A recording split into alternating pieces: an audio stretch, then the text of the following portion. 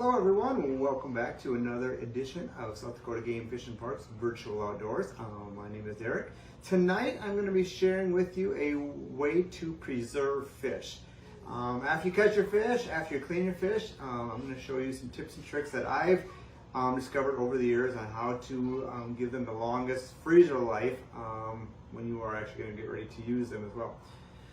First way I'm going to show you is just freezing them. I prefer to use Ziploc freezer bags.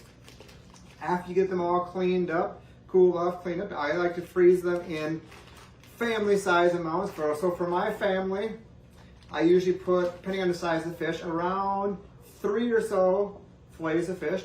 Once again, depending on how big the fish are there. And what I do is I put them in a freezer bag.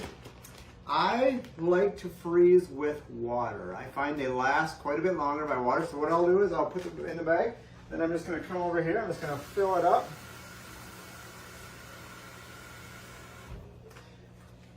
Fill it up with water right there.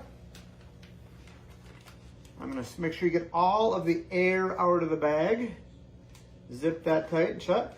Then I like to label what I have in there. For instance, right here I have walleye, so I'm going to put on there walleye. And I also always like to date all of the food or wild game and fish that I catch. So I'm just going to write the date that these were actually going to be freezed, and they are good to go. So once again, like I said, I like to freeze in water, a Ziploc bag. Cheap bags do not work. I prefer to spend a little bit extra, and they're going to last a little bit longer as well. Another option is by using a food saver system as well. When you use a food saver system as well, I found the same thing as well.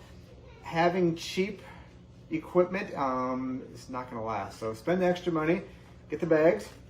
In order to make them last the longest, what I like to do is I like to lay out your fish fillets like I have right here, and I like to pat them dry. Get off most of the moisture off of them.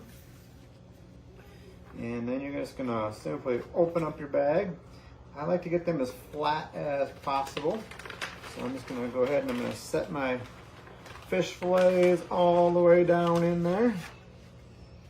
And once again, I'm going to put these in a family size serving package here. So once again, I'm going to put about 3 or 4 fillets, depending on how large those fish are there. I find by using the freezer saver here, it does last even longer than using the freezer bag with water there. After you get them in there nice and flat, you're just going to basically load that up into your food saver system.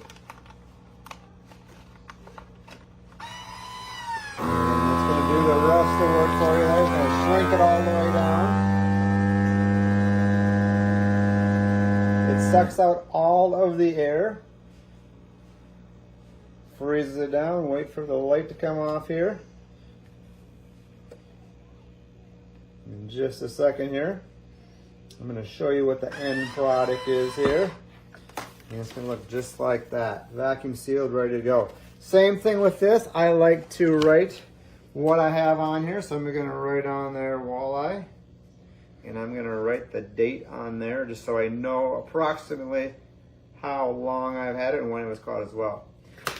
Third and final option that I'm going to share with you is after you catch fish, there's nothing better than eating fresh fish. So you're not going to do any preserving at all. They're going to go right from the pond or lake right into the frying pan.